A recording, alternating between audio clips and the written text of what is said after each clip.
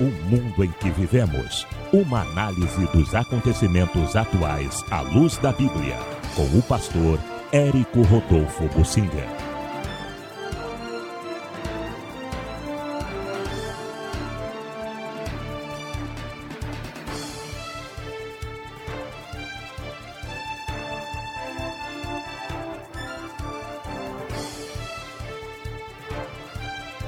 Lendo uma reportagem sobre o pastor Branson da Turquia. Ele é americano, estava na Turquia e foi preso como um agitador, um terrorista na Turquia.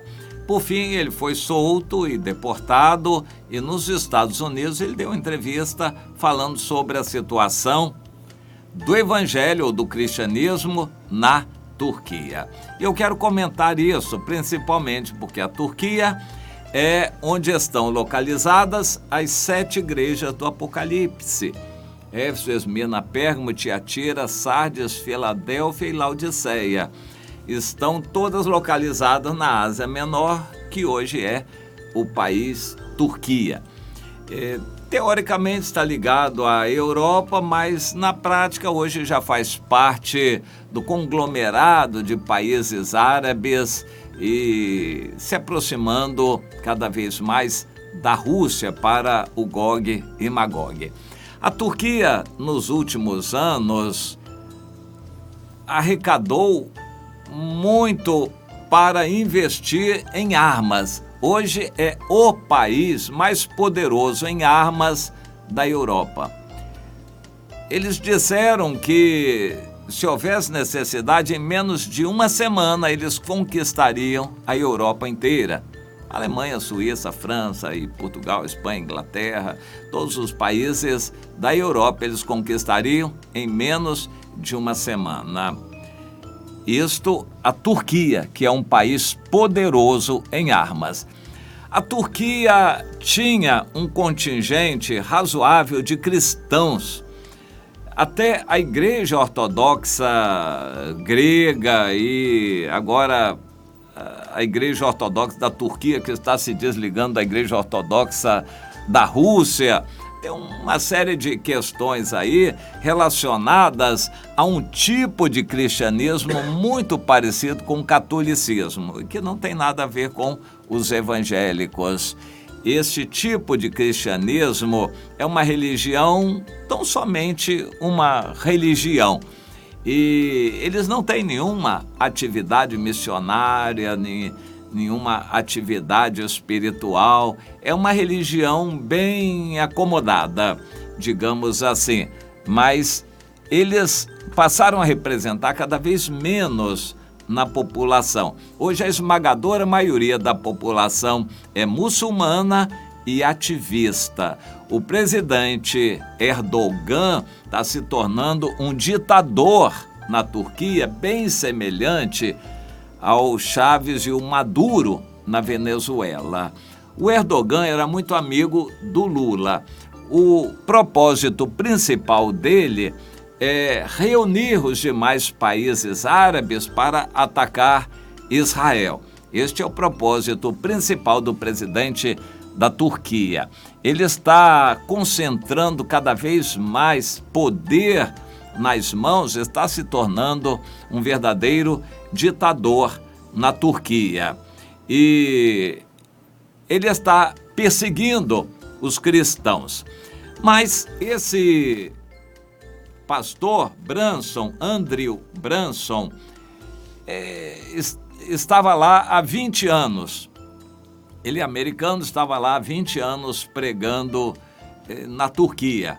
E foi então preso e acusado de participar do terrorismo, da derrubada do governo. Ficou preso algum tempo, houve muita insistência dos Estados Unidos e de outros países para a sua libertação. Por fim, ele foi liberto. E nos Estados Unidos abriu a boca e deu uma entrevista, e eu quero comentar essa entrevista para você poder entender um pouquinho. Ele disse, tem uma mensagem boa, que é o seguinte: por conta da repressão que o governo está aumentando a cada dia e também por causa das dificuldades econômicas que a Turquia está enfrentando, dificuldades econômicas bem fortes, por causa desses dois fatores juntos, muitos muçulmanos turcos estão mostrando interesse pela Bíblia, pelo Evangelho. Ou seja, Deus está agindo através das circunstâncias para que os muçulmanos turcos, não os cristãos turcos, esses já têm a Bíblia, já conhecem o Evangelho, já fizeram a opção de não querer obedecer nem ler a Bíblia, continuam sendo cristãos nominais e só nominais, acomodados, e vão continuar assim, e estão reduzindo em número cada vez mais. Porém, os muçulmanos turcos estão se interessando pelo Evangelho. Isto é Deus agindo para que aqueles que não tinham ouvido falar do Senhor, porque os chamados cristãos acomodados, tradicionais, não evangelizavam. Mas Deus está movendo as circunstâncias através de violência, repressão, perseguição e dificuldades econômicas para os muçulmanos ouvirem o Evangelho. E está certamente tendo conversões. Muitos estão se convertendo. Esses muitos nós não sabemos e talvez só na eternidade vamos saber, porque esse assunto não é divulgado, e quem se converte do islamismo ao cristianismo não pode nem pensar em assumir publicamente isso, porque vai ser perseguido. Mas o fato é que tem havido perseguição aos cristãos. Mas como? Então o pastor Branson diz: ainda hoje, na Turquia, existe uma relativa liberdade para os protestantes irem à igreja, até maior do que em países muçulmanos vizinhos. Ainda na Turquia, hoje, existe alguma liberdade.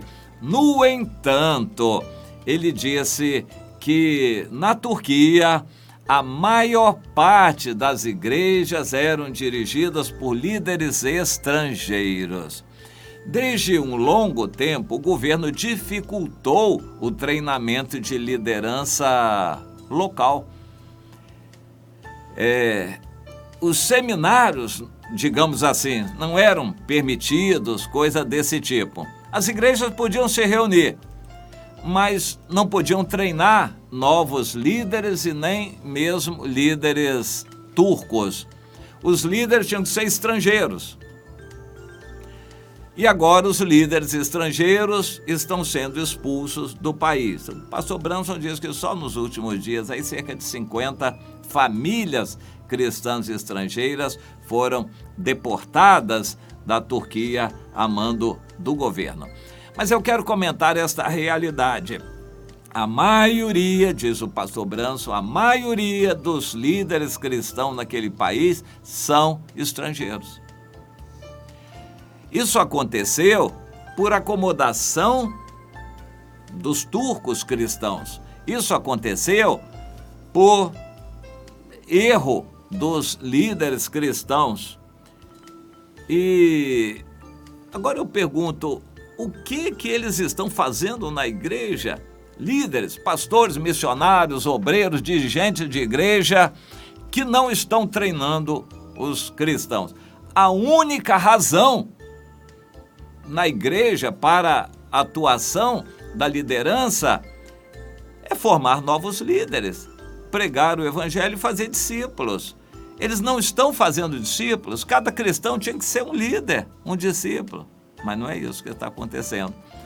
Mas também não é o que está acontecendo no Brasil. A maioria das igrejas no Brasil pratica a massificação, não o discipulado.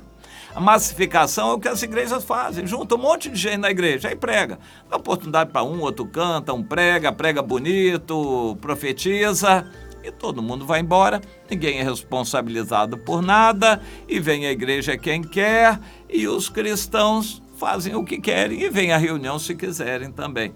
É assim que funciona. E os líderes gostam, ficam satisfeitos tão somente quando tem número grande de pessoas ali. Este é o sistema no Brasil também, mas infelizmente era na Turquia. Esse sistema, os líderes eram estrangeiros. Houve uma época no Brasil que havia muito missionário estrangeiro, missionário dessa igreja, missionário americano, missionário inglês, missionário não sei da onde, os missionários. Até a própria Assembleia de Deus, quando o movimento pentecostal começou no Brasil, eram missionários estrangeiros. Mas a única razão de funcionar a igreja é treinar os irmãos para o exercício do trabalho deles, de evangelizar e fazer discípulos. Como isso não foi feito na Turquia, não há uma quantidade significativa de líderes cristãos turcos. E, em consequência, o cristianismo está fadado a desaparecer. E esse pastor Branson disse isto, mais ou menos isto, em outras palavras. Ele está preocupado com os cristãos naquele país, que não são treinados a evangelizar, a fazer discípulo, a dirigir em reuniões, igrejas, não há nova liderança, os líderes na maioria são estrangeiros e agora estão sendo expulsos, o islamismo está cada vez mais agressivo e os cristãos estão sofrendo uma perseguição cada vez maior. Bom, o número de cristãos está diminuindo, as igrejas estão se fechando e a situação vai piorando. Mas eu quero agora fazer uma relação com o Apocalipse. Nos capítulos 2 e 3 de Apocalipse, nós vemos a igreja que Jesus escreveu, a carta ou as cartas que Jesus escreveu para as igrejas da Ásia. Na verdade, Jesus não chama de igreja, ele chama de igrejas, ou seja, uma em cada cidade. Começando com Éfeso, que tinha se afastado do primeiro amor. E a exortação é: volte depressa ao primeiro amor, senão você vai se arrepender, porque eu vou remover o candeeiro do seu lugar. E removeu. Éfeso hoje guarda apenas ruínas daquela época e nada mais de cristianismo. Depois Esmirna, que procurava ser fiel, mas que era fraca em resistir às tentações. Tentações aumentaram, acabou. Em Pérgamo, forma semelhante. Tiatira, Sardes, Filadélfia, Laodiceia e assim, todas as 7 igrejas da Ásia receberam uma carta de exortação de Jesus no Apocalipse. Mas hoje a realidade é que o cristianismo está desaparecendo da Turquia. E mesmo o cristianismo de hoje não é remanescente da atuação daquelas 7 igrejas. É uma situação muito triste para o cristianismo. Um alerta para aqueles que se acomodam. Você ser um cristão acomodado, isso aí já é meio caminho para o fracasso. Não vai conseguir resistir às tentações quando vierem, as provações quando aumentarem. Você que não evangeliza vai acabar se enjoando das coisas de Deus, se enfadando das coisas de Deus e se acomodando. Isso é mornidão espiritual. Você que se acomoda está perto de ser vomitado da boca do Senhor. Isso é muito triste, mas aconteceu na Turquia, 7 igrejas da Ásia, e hoje a realidade cristã na Turquia é muito ruim. Deus se salva na atuação dele porque ele está mandando o evangelho através de satélite, de internet, para os muçulmanos crerem no coração. Mas a atuação da igreja na Turquia é muito triste.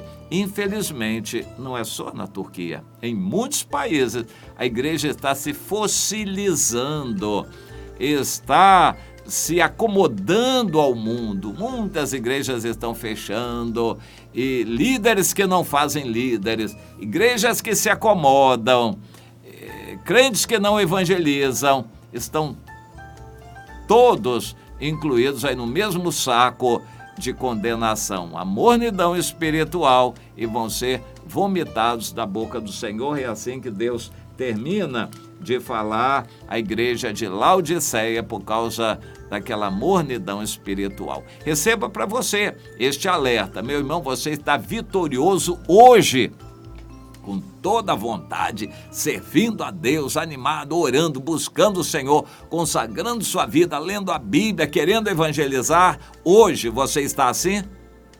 A maioria não vai poder me responder que sim. Eles estão planejando para amanhã. Não, um dia eu vou me consagrar, um dia, quem sabe, eu vou participar de um retiro, uma vigília, eu vou deixar meus pecados, eu vou mudar. Quando eu ficar livre, meus filhos crescerem, então eu vou poder servir a Deus. Meu irmão, se você não está hoje vitorioso, amanhã vai ser muito mais difícil. A tendência é que amanhã você seja vomitado da boca do Senhor.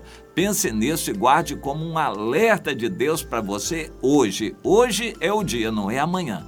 Se você não está vitorioso hoje, se arrependa hoje. A hora de tomar a decisão é agora, não é para depois, não é para o amanhã. Você ouve a